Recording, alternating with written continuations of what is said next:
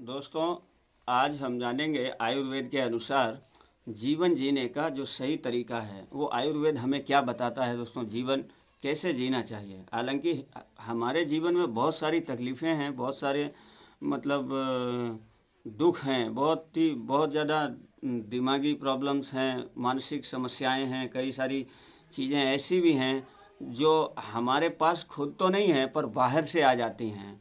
तो ऐसी चीज़ों से हमें, ऐसी वस्तुओं से हमें कैसे बचाव रखना है, कैसे अपने आप को हमको सुरक्षित रखना है दोस्तों, तो आज हम इस पे बात करेंगे।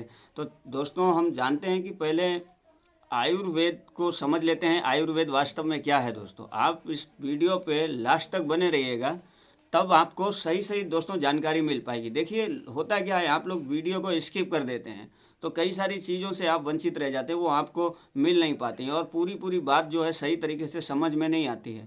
दोस्तों, ये आयुर्वेद क्या है उसके बारे में पहले समझ लेते हैं। देखो भाई, आयुर और वेद, हम आपको पहले एक तोड़ के बता देते हैं कि भाई आयुर्वेद क्या है। दोस्तों, ये जो आयुर्वेद है, आयु और प्लस वेद, ठीक है, इसको हमने तोड़ दिया, आयु और प्लस वेद। तो क्या हुआ, आयु, और आयु को हम क्या कह सकते हैं, जीवन। आयु मीन्स जीवन, लाइफ, और वेद मीन्स होता है ज्ञान, मीन्स स्टडी। अब दोस्तों, आप समझो इस बात को कि हमारा आयुर्वेद है ही इसके ऊपर आधारित कि वो हमें क्या बताता है। वो क्या बताएगा कि भाई आयु माने जीवन का और ज्ञान माने ज्ञान, यानी जीवन का ज्ञान कैसे प्राप्त हो वो हमें आयुर्वेद बताएगा।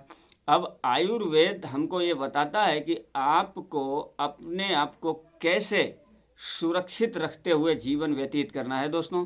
तब आपको पता चलेगा कि भाई सबसे पहले आपको ये जानना होगा कि हमारा जन्म क्यों हुआ है। ये सबसे पहली बात है। भाई हर आदमी कहीं ना कहीं से तो आया है, जन्म लिया है। हम भी जन्मे हैं, आप भी जन्मे हो, सभी लोग जन्म लिया है, सभी लोग मतलब पैदा हुए हैं। तो सबसे पहले ये जानना बहुत ज़रूरी है कि हमारा जन्म क्यों हुआ है।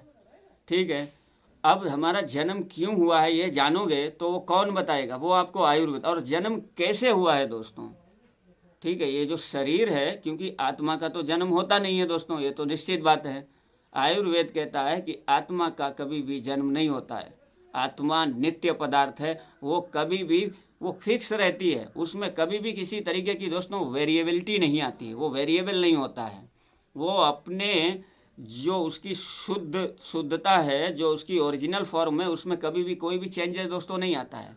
ये चेंजेस केवल प्रकृति में होते हैं, क्योंकि हमारा शरीर कैसे बना है, प्रकृति से बना है। दोस्तों, हमें जानना पड़ेगा कि ये शरीर हमने बनाया है या किसी और ने बनाया है।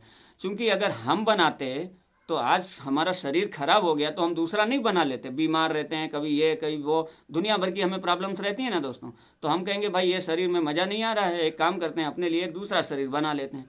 तो इससे क्या साबित हो गया दोस्तों, आपको ये जानना पड़ेगा कि अगर हमारा शरीर बना है तो इसका बनाने वाला कौन है। सभी लोग जानते हैं हमने नहीं बनाया है, तो बनाने वाला कोई और है, और वो हमसे ज़्यादा शक्तिशाली, ज़्यादा नॉलेजेबल, ज़्यादा ताकतवर, बहुत ही बड़ा ज्ञानी है, बहुत सब कुछ जानने वाला है दोस्तों। ठीक है, तो उसने बनाया है, तो उसका नाम हम दोस्तों आपको बता देते हैं। सभी लोग जानते हैं उसको, भैया ईश्वर कहते हैं, भगवान कहते हैं, परमात्मा कहते हैं। ठीक है, तो उसने बनाया है, तो जिसने बनाया है जाहिर सी बात है उसको भी जानना पड़ेगा।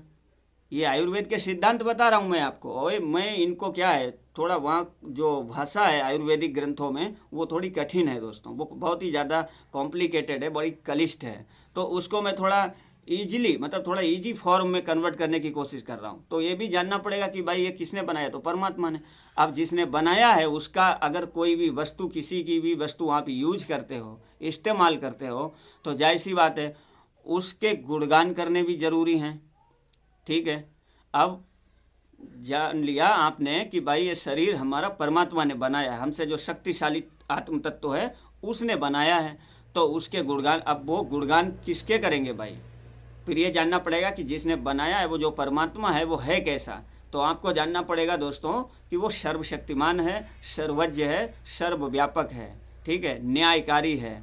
अब आपने जान लिया कि वो न्यायकारी है भाई, तो न्यायकारी का अर्थ क्या है आप समझो। अगर आप आज की भाषा में जो जज वगैरह होते हैं, जो जस्टिस है, जो न्याय है, उसको क्या कहते हैं, न्याय का अर्थ होता है जिसका जो बनता है उसको दे देना।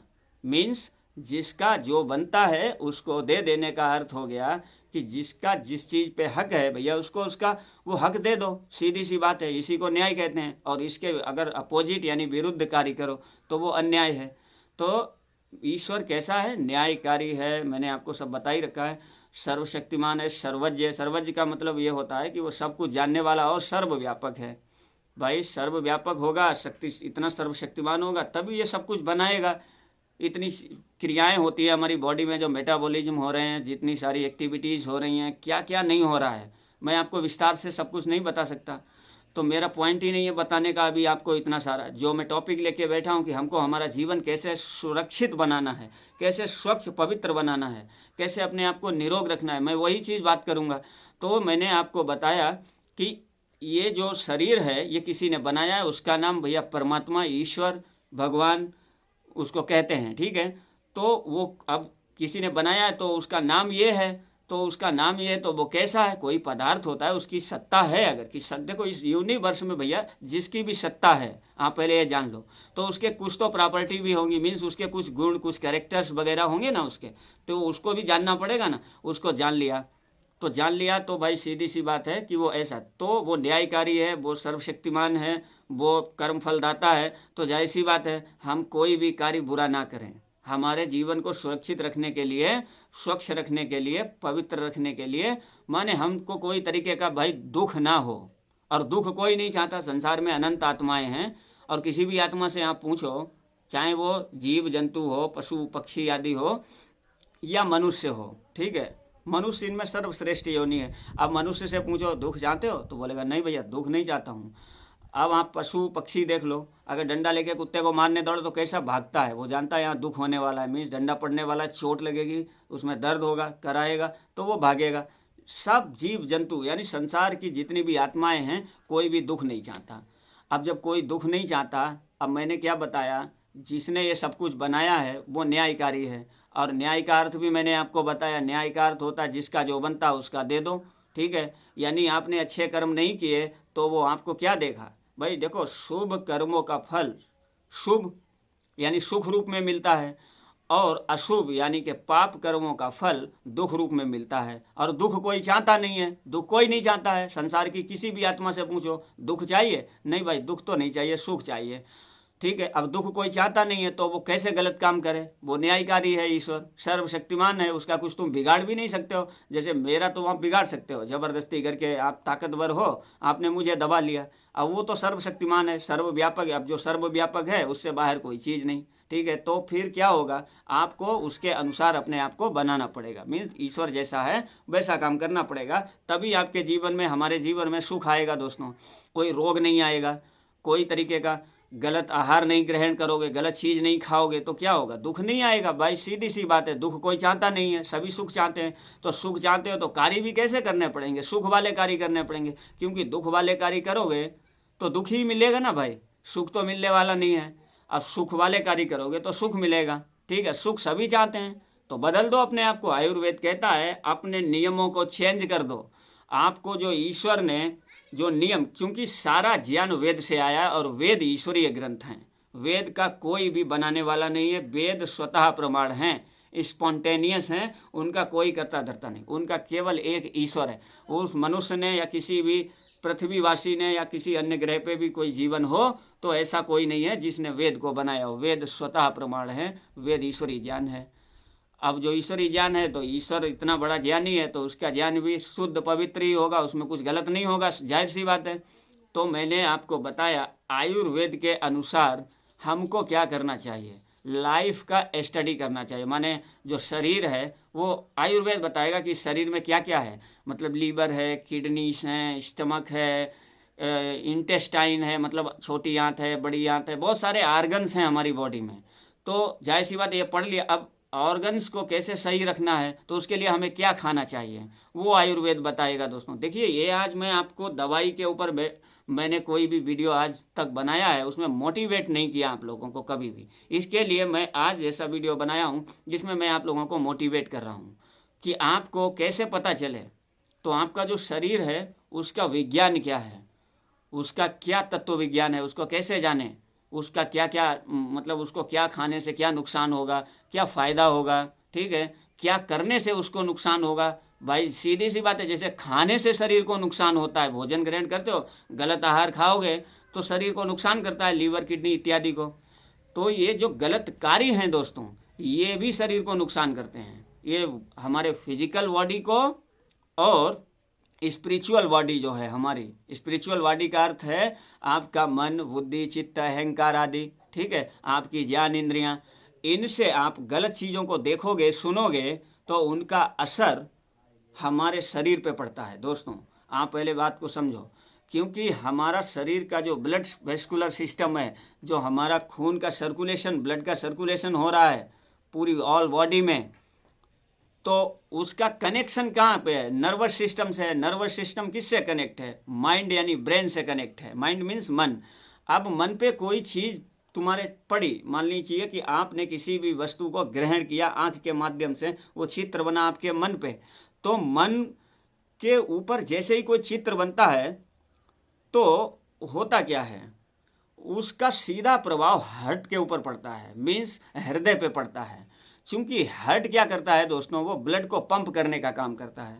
अब जैसी छाप यहाँ पड़ी मन पे, कोई गलत भावना या गलत विचार, तो हार्ट भी उसी तरीके से दोस्तों काम करेगा। और जब हार्ट उस तरीके से काम करेगा, मीन्स अपनी गति को कम या ज़्यादा करेगा, मतलब उसकी जो स्पीड है ब्लड को फिर मतलब पंप करने की, वो कम या ज़्यादा होगी, तो हमारे शरीर पे भी इफ़ेक्ट पड़ेगा दोस्तों। और चूंकि ब्लड हर जगह जाता है, ब्लड में जैसे लीवर में भी ब्लड आता है, ऐसे समझो आप, पेट की तरफ भी आता है, आपके किडनीज में जाता है, आपके लंग्स में जाता है, ब्रेन में जाता है, तो वो हार्ट की पंपिंग की वजह से जाता है। अब हार्ट जिस गति से पंपिंग करेगा दोस्तों, उसी गति से ब्लड भी जाएगा। तो उस गति से ब्लड जाएगा, कम गति में जाएगा तो प्रॉब्लम होगी, ज़्यादा गति में जाएगा तो प्रॉब्लम होगी, मतलब प्रॉब्लम होने वाली है। तो मेरे कहने का अर्थ ये था, आयुर्वेद दोस्तों हमें बताएगा कि हमको जीवन कैसे जीना चाहिए, हमारा जीवन सुखमय रहे, तो उसके लिए हमें क्या करना चाहिए। दोस्तों आपसे ऐसा एक्सपेक्ट करता हूँ कि आप लोगों से मेरी खास रिक्वेस्ट है कि आप आयुर्वेदिक ग्रंथों का स्टडी ज़रूर करें, ताकि आपको पता चले कि मैं जीवन को आखिर कैसे जीऊँ, कैसे उसको स्पेंड करूँ, मैं जीवन को कैसे गेन करूँ, आई मीन बढ़ा भी सकता हूँ, घटा भी सकता हूँ, कैसे बढ़ाना और कैसे घटाना, ये सब यहाँ आपको मिल जाएगा। दोस्तों इतना सब कुछ तो मैं विस्तार से आपको इस वीडियो में नहीं बता सकता, और एक वीडियो में पॉसिबल भी नहीं है। दोस्तों इसी तरह अगर आप अलग से वीडियो देखना भी चाहते हैं हमारे शरीर के ऊपर, हमारे मन, बुद्धि, चित्त, अहंकार आदि के ऊपर, तो दोस्तों इस चैनल को आप सब्सक्राइब करें, शेयर करें, लाइक करें, और कमेंट बॉक्स में एक प्यारा सा कमेंट करें और मुझे बताएं कि मुझे इस तरीके के और भी वीडियो चाहिए, वो आप प्लीज़ कृपया करके ऐसा वीडियो बनाएं। और मैं बहुत ही ऐसी इच्छा है मेरी कि आपके इस वीडियो को मैं आगे लास्ट तक देखूं और काफ़ी लंबे समय तक देखूं। तो दोस्तों मैं आपके लिए और भी वीडियो बनाऊंगा। हालांकि मैं इस चैनल पे केवल आयुर्वेदिक मेडिसिन की ही बात करता हूं। आज मैंने कुछ मोटिवेशनल फैक्ट मेरे माइंड में आए थे तो मैंने ये बना दिया। दोस्तों अगर आपको वीडियो अच्छा लगा हो तो वीडियो को सब्सक्राइब करें, शेयर करें और लाइक करें। धन्यवाद।